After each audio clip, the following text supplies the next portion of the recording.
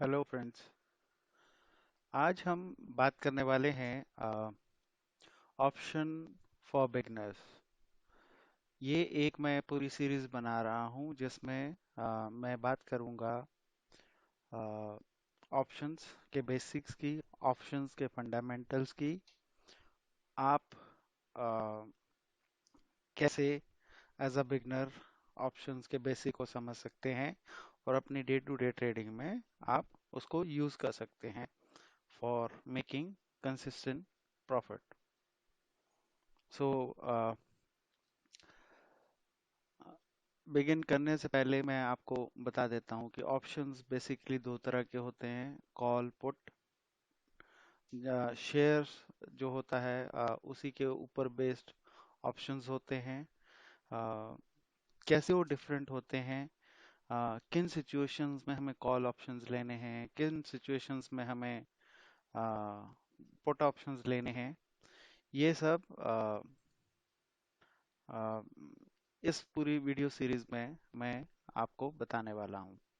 सो चलिए दोस्तों, स्टार्ट करते हैं और मूव करते हैं अ, हमारे नेक्स्ट सेक्शंस की तरफ।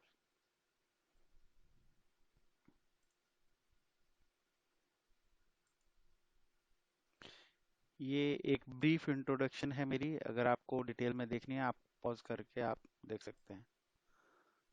हम जल्दी से मूव करते हैं उस तरफ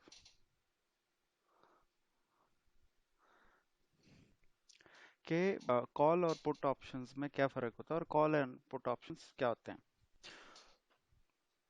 जब एक स्टॉक होता है, स्टॉक में आपको एक्चुअल वैल्यू शेयर्स की देनी पड़ती है।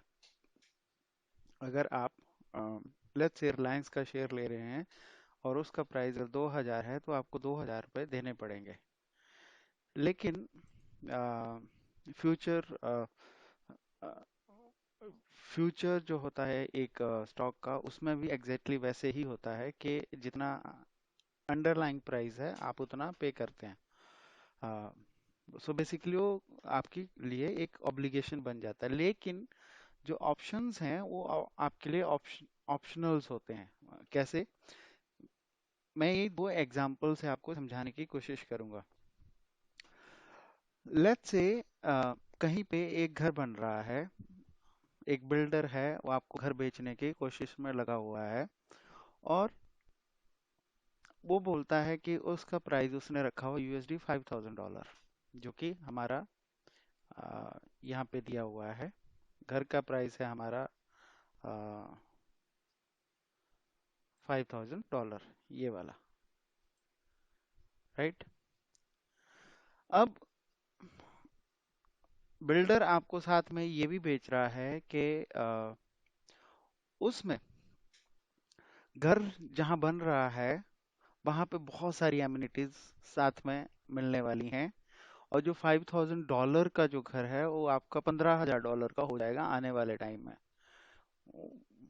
वो प्रॉमिस करता है कि वहाँ पे बहुत सारी एमिनिटीज आने वाली हैं। और एमिनिटीज वो बोल रहा है, वहाँ पे मेट्रो कार आने वाली है, वहाँ पे जिम आने वाला है, वहाँ पे एयरपोर्ट आने वाला है, वहाँ पे XYZ वो आपके साथ प्रॉमिस कर रहा है। और लिस्ट जो है एमिनिटीज की, लेट्स से ये है। सो आप इंटरेस्टेड हो जाते हो उस प्रोजेक्ट में और आप इंटरेस्टेड हो जाते हो उस घर को लेने के लिए। आप क्या करते हो? लेकिन आप पूरा अमाउंट एक साथ नहीं पे करते हो, राइट। रेदर आप क्या करते हो, आप एक बुकिंग अमाउंट उसको देते हो। लेट्स से आप 20% एज अ बुकिंग अमाउंट उसको दे देते हो, ये वाला। सो उसका पूरा प्राइस ना देके जब आप एक पार्टली प्राइस उसको खरीदने के लिए आप दे रहे हो, एज अ बुकिंग अमाउंट दे रहे हो, वो आपके पास ऑप्शन है। अब लेट्स से उसने 5 साल का प्रॉमिस करा है, लेकिन 5 साल के बाद वहां पे ऐसा कुछ भी नहीं हुआ। ये मेट्रो भी नहीं मिली आपको, वहां पे एयरपोर्ट भी नहीं मिला, और उसने जो 15 आपसे प्रोमिस करे थे वो 15 प्रोमिस आपको नहीं मिले।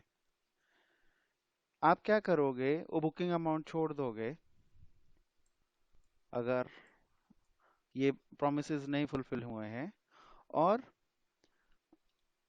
आप बच गए एक तरह से।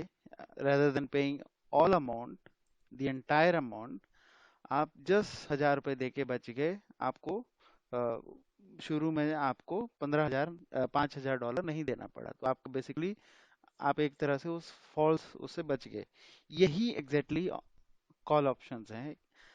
आपको एक फ्यूचर का प्रॉमिस करा हुआ है कि किसी शेयर का प्राइस वहां तक जा सकता है, तो आप rather than buying that share you by options.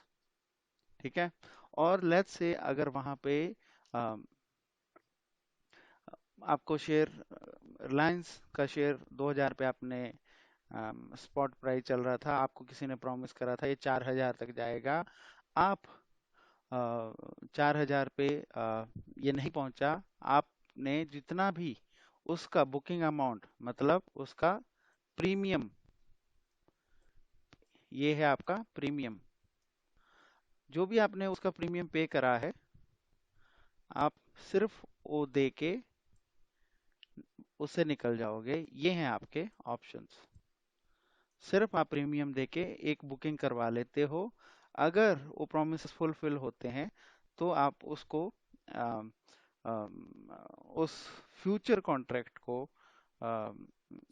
Honour करते हो। अदरवाइज आप सिर्फ उसका सिर्फ प्रीमियम दे के आप छूट जाते हो, या प्रीमियम पे आप निकल सकते हो। ये आपके कॉल ऑप्शंस हैं।